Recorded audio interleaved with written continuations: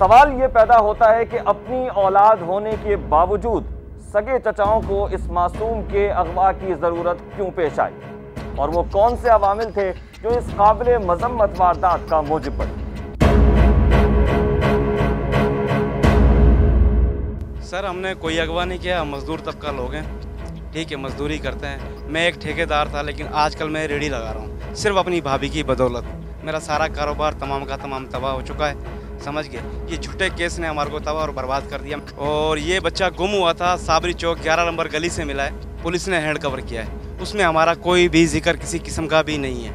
ये हम पे झूठा इल्ज़ाम है सर। ये तो जहाँ से बच्चा मिला है, दूध का दूध पानी का पानी, वहीं से हो सकता है सर। ये साथ में साबरी चौक 11 नंबर गली है, ठीक है, घर मैंने देखा हुआ है। कोई बच्चा मिलने के बाद पता चला है हमारे को कि इस घर से मालूम हुआ है बच्चा। उसके बाद मैं गया था जहाँ से उन्होंने मोमिनाबाद थाने में उन्होंने रिसीव कराया था बच्चा के मिलने का। मैं उसके मामले में गया था कि भाई मेरे को उसकी जो कॉपी है, नकल, वो दे दो हमारे केस में, ताकि मदद हो सके। उन्होंने बोला भाई हमने इंटर कराया था, लेकिन उन्होंने इंटर नहीं किया। उन्होंने बोला कि आप चले जाएँ, आपका दर्ज हो गया। जब ये माचको थाने की पुलिस गई मोमिनाबाद थाने में, तो मोमिनाबाद की पुलिस और माचको की पुलिस दोनों उनके घर पे गई, बच्चे को हैंड कवर किया तो माँ के हवाले कर दिया। जब हमें पता चला था कि बच्चा फलां जगह पे। और दूसरी बात, जो मेरा भतीजा है, ठीक है, मैंने तो उस बेचारे को कभी देखा तक नहीं था कि ये बच्चा क्या है क्या नहीं, क्योंकि हमारे से शुरू से हम उनको अपने पास नहीं लगने देते, क्योंकि वो कई दफ़ा ड्रामे पहले भी कर चुकी थी। उनकी हरकतों की वजह से हम अपने पास नहीं लगने देते। इनके पीछे कोई इसके मापों की स्पोर्ट है, इनका पीछे भी ऐसा हिसाब किताब है, लेकिन मैं ज़्यादा तफसील में नहीं जाना चाहता, किसी भी कीचड़ नहीं उछालना चाहता, समझ गए, क्योंकि वो भी हमारे रिश्तेदार ही हैं, मेरी फुप्पी की लड़की है वो।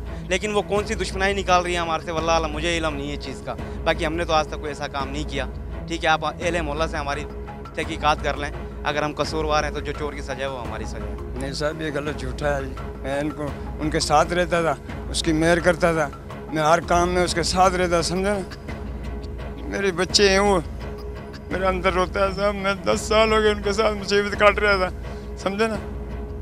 अब मेरे से बर्दाश्त नहीं हुई, मेरे बच्चे को सबको पकड़वाया, मेरे को साथ में दांस दिया, बोला इसने अगवा कर लिया बच्चों को, समझे ना। ये हम नए थोड़े से आबाद हुए थे, खाने कमाने लगे थे, हम बिल्कुल गिरे हुए थे, मतलब हम टुकड़े टुकड़े से मताज थे।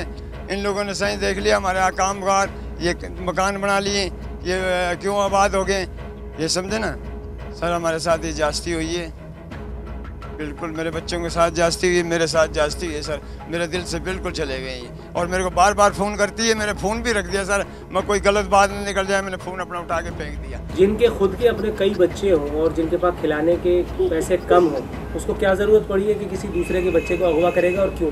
इसीलिए तो करेगा क्योंकि उनके पास अपना गुजारा नहीं है ना, तो दूसरा का बच्चा उनको अपने बच्चों से ज़्यादा वो लगता है ना।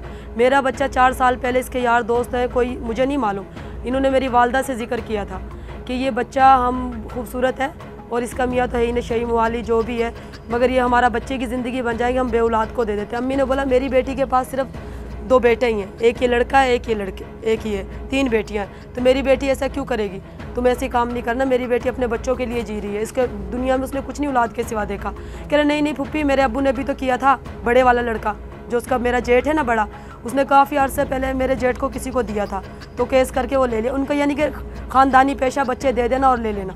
तफ्तीश के मुताबिक जो तफ्तीश का रिकॉर्ड कहता है कि ये बच्चा मिसप्लेस हुआ है, अगवा ना था। फिर उसके बाद जब मिलने के बाद अगर छोटी मोटी बात होती तो ये घर बैठ के ये मसला हल हो जाता।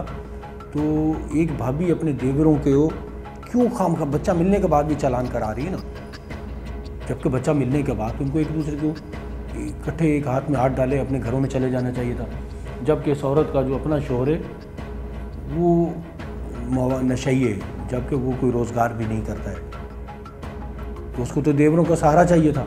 यास्मीन के ससुराल वाले हैं, वो ये नहीं चाह रहे हैं कि चूँकि उनका बेटा या भाई तो नशे का आदी है, लेकिन बच्चे वो छोड़ दिए रहे हैं। बच्चों के लिए वो मुख्तलिफ अरबे इस्तेमाल करे, बजाय कि वो फैमिली कोर्ट में चले जाए, वहाँ गार्जियन वार्ड का केस शोहर की तरफ से दाखिल करे, वो नहीं कर रहे। बच्चों को अगवा करना, बच्चों को अरसा करना, खातून को अरसा करना, ये हरकतें कर रहे हैं। हमने फैमिली सूट जो कि दाखिल किया हुआ है, जहाँ मेंटेनेंस हम दावा कर रहे हैं कि अगर आपको बच्चे चाहिए तो साथ साथ आप खर्चा भी अदा करें। उसके लिए अभी तक उनका रिप्लाई नहीं आ रहे हैं। हाँ, अलबत्ता ज़मानत तो ले ली है, लेकिन फैमिली सूट में अभी कोई मूवमेंट नहीं है और वो उस चीज़ पे दिलचस्पी नहीं ले रहे, क्योंकि वहाँ खर्चा देना पड़ेगा।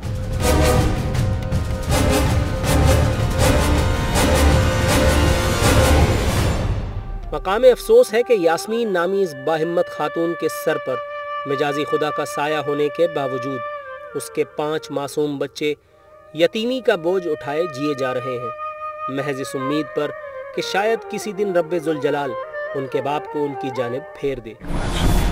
शेर अली नामी ये मासूम बाज़ेयाब तो हो गया, ताहम मुबैना तौर पर पुलिस ने अपनी रिवायात को बरकरार रखते हुए महज 2 मुल्जिमान को गिरफ्तार करने पर इक्तिफा किया।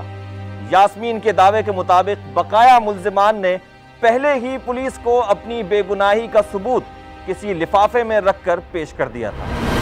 अपने वालिदैन को फ़ोन किया पंजाब कि जी मेरे ऐसे बच्चा गुम हो गया, मैं कुरंगी से आई थी तो कैंप खानी आकर मेरा बच्चा गायब हो गया। तो मेरे वालिदैन ने बोला कि अभी हम आ रहे हैं कराची, आप फिक्र नहीं करो, बच्चा मिल जाएगा, बच्चा ही तो है, बच्चा गुम हो जाता है, कोई बात नहीं, गम नहीं करो। तो मैंने रोना पीटना बंद किया कि चलो मेरे वालिदैन भी आ रहे हैं, चलो वो भी तलाश करेंगे, वैसे गुम हुआ होगा, क्योंकि SHO तो पर्चा काट ही नहीं रहा था। मैं थाने में गई, तहसील कह रहा मेंटल हो रहा था, क्या पर्चा है क्या वो कुछ है, क्योंकि ससुराल वाले पैसा दे चुके थे पुलिस को, तो मेरी तो कोई फरियाद सुनने को तैयार ही नहीं था। नहीं, उसका कहना गलत है, चूँकि रिकॉर्ड ये बता रहा है, जो कि ये लिखा हुआ है कि मुल्ज़म नंबर 3 मोहम्मद जमील, मोहम्मद शकील, मोहम्मद नदीम और मोहम्मद अनवर, ये 4 मुल्ज़मान ज़ेर ज़मानत अदालत। इसका मतलब 4 लोगों ने तो अदालत से ज़मानत कराई, 2 गिरफ़्तार हुए, तो इसका मतलब पुलिस ने गिरफ़्तार किए तो इनकी ज़मानत अदालत से हुई ना। अगर गिरफ़्तार ना हुए होते तो अदालत से इनकी ज़मानत कैसे होती? तो ये उसका कहना गलत है।